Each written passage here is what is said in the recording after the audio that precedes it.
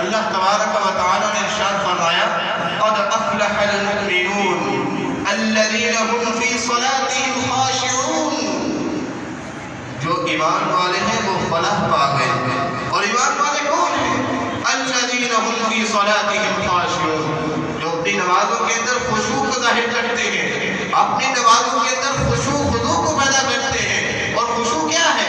تفسیر جلالین والے نے لکھا ہے خاشعون ای متقون، یعنی خشوع کرنے والے لوگ وہ ہوتے ہیں جو اللہ سے ڈرنے والے ہوتے ہیں، جو متقی ہوتے ہیں. تو متقی لوگ نماز کے اندر بھی اگر کوئی شرط پائی جاتی ہے وہ تقوی کی ہے. آپ قربانی کو لے لیں، قربانی کے بارے میں اللہ نے فرمایا لن ینال اللہ لحومها ولا دماؤها ولکن ینالہ التقوی منکم، کہ تم قربانیاں کرتے ہو، تم خون بہا دیتے ہو، نالوں میں خون بہہ رہا ہوتا ہے، تم گوشت کو کاٹ لیتے ہو، کھا لیتے ہو، اس کو یوز کرتے ہو، اللہ کو نہ تمہارا خون پہنچتا ہے نہ جانور کا گوشت پہنچتا ہے. اگر اللہ کو کوئی چیز پہنچتی ہے ینالہ التقوی منکم، اللہ کو کوئی چیز پہنچتی ہے وہ تقوی ہے. اسی لحاظ سے اگر میں تمام عبادات کا، تمام ارکان اسلام کا تذکرہ کرتا چلوں تو ہر عبادت کے ساتھ اللہ نے تقوی کی شرط کو خاص کر دیا ہے. تو نکاح کے اندر سب سے بنیادی بات، اس کا مقصد صرف اور صرف تقوی، اللہ رب العالمین کا ڈر، گناہوں سے بچنا.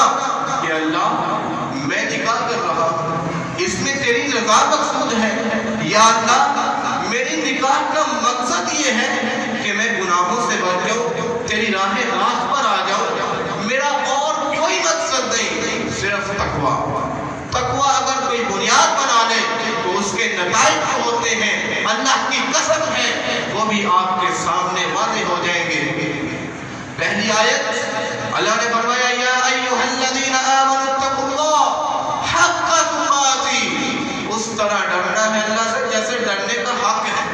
ولا تموتن الا وانتم مسلمون، اگر آپ کی زندگی کا ایک سانس، ایک لمحہ بھی باقی ہے اس وقت تک بھی اللہ سے ڈرنا ہے.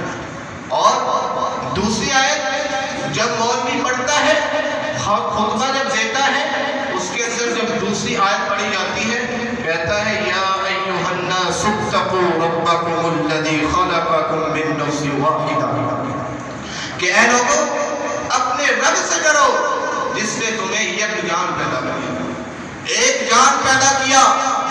وخلق منها زوجها، پھر اس نے اسی جان سے تمہاری بیوی اماں جی حوا علیہ السلام کو پیدا کیا.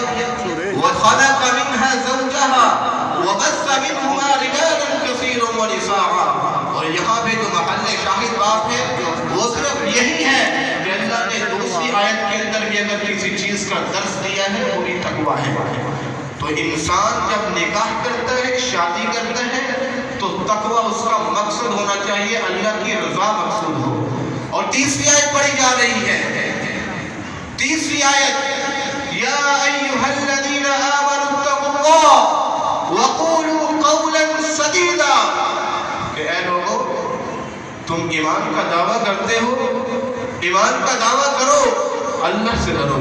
وقولوا قولا سدیدا، اور صاف صاف سیدھی سیدھی بات کر دیا کرو. فائدہ کیا ہوگا؟ یصلح لکم اعمالکم، اللہ تمہارے اعمال کی اصلاح کر دے گا. ویغفر لکم ذنوبکم، اور تمہارے گناہوں کو بخش دے گا. تو میں جو بات واضح کرنا چاہتا ہوں یہاں سے وہ یہ ہے کہ انسان کی شادی، اس کے نکاح کا جو مقصد ہے وہ صرف اور صرف تقوی ہونا چاہیے. نکاح انسان کی زندگی کے اندر اہمیت کیا رکھتا ہے، اس کی کیا اہمیت ہے؟ تو نکاح کے بارے میں اللہ کے رسول صلی اللہ علیہ وسلم نے فرمایا، صحیح البخاری کی حدیث ہے، فرمایا النکاح من سنتی فمن رغب عن سنتی فلیس منی، کہ لوگوں سن لو نکاح کرنا میری سنت ہے. اللہ کے نبی نے بھی نکاح کیے ہیں نا، اللہ کے نبی کی سنت ہے، اور سابقہ انبیاء کی بھی سنتیں ہیں. حضرت سلیمان علیہ السلام کی 100 بیویاں تھیں، سابقہ انبیاء کی بھی سنت رہی ہے نکاح کرنا. اور فرمایا فَمَن رَغِبَ عَن سُنَّتِي فَلَيْسَ مِنِّي، اگر کوئی شخص کہے کہ میں نکاح نہیں کروں گا، بس معاملات کچھ یوں ہیں لیکن نکاح کرتا ہی نہیں، تو فرمایا فَمَن رَغِبَ عَن سُنَّتِي فَلَيْسَ مِنِّي، جو شخص میری سنت سے بے رغبتی اختیار کرے گا وہ مجھ سے نہیں۔ یعنی اس کے جو دونوں ادوار ہیں، اس کی جو چال و چلن ہے، اس کے رہنے سہن کے جو ڈھل ہیں، وہ میری سنت والے نہیں، وہ میرے دونوں طریقے پر نہیں ہیں، وہ میری سنت سے خارج ہو گیا، یعنی کہ اس نے میری سنت پر عمل ہی نہیں کیا۔ فلیس منی کا مطلب یہ ہے کہ جو میری سنت سے بے رغبتی اختیار کرے گا وہ مجھ سے نہیں۔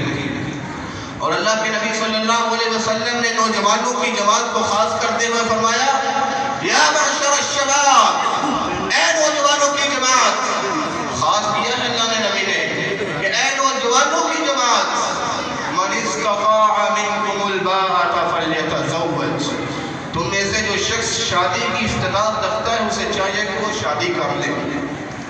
ومن لم یستطع فعلیہ بالصوم، جو استطاعت نہیں رکھتا، اس کے پاس مالی طاقت نہیں، اس کے پاس جانی طاقت نہیں، یا کوئی بھی ایسی ضرورت ہے جو اس کے اندر موجود نہیں، استطاعت نہیں رکھتا، فرمایا پھر وہ ایک کام کرے کہ وہ روزہ رکھ لے۔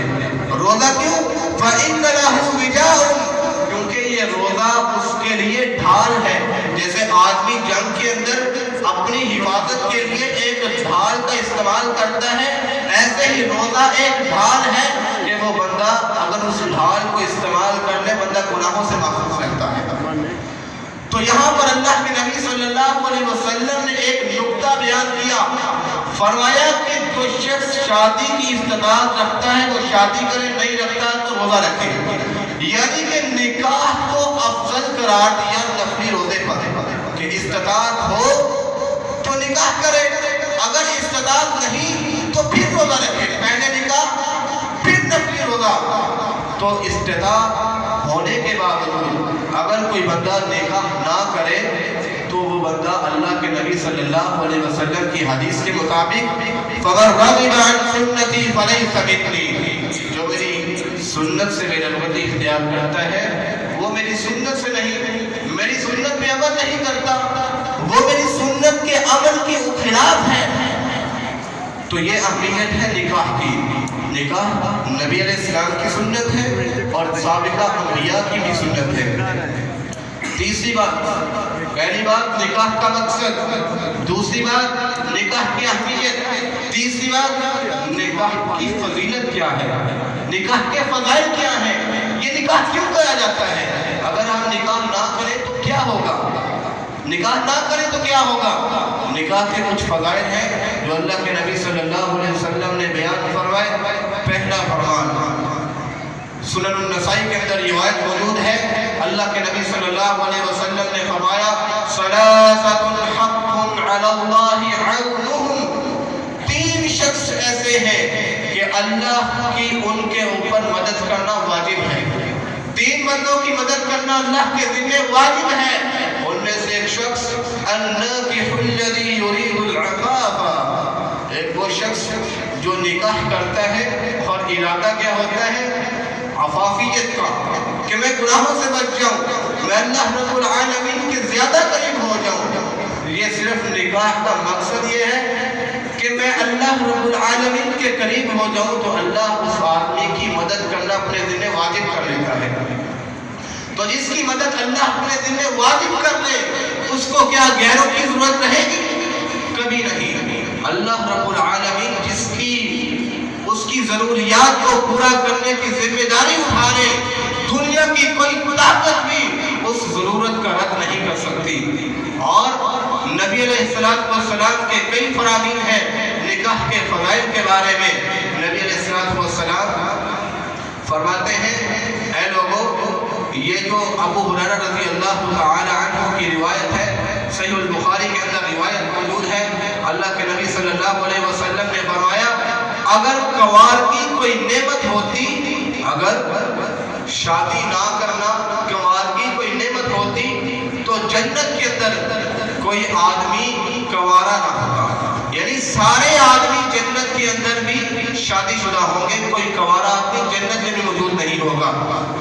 تین باتیں ہو گئی، وقت ذرا مختصر ہے، میں زیادہ سے زیادہ اپنے گفتگو سے مختصر وقفے میں سمیٹتا چلا جاؤں۔ تین باتیں، نکاح کا مقصد، نکاح کی اہمیت، نکاح کی فضیلت۔ آخری بات سن لیجیے، اس کے بعد میرا سلام۔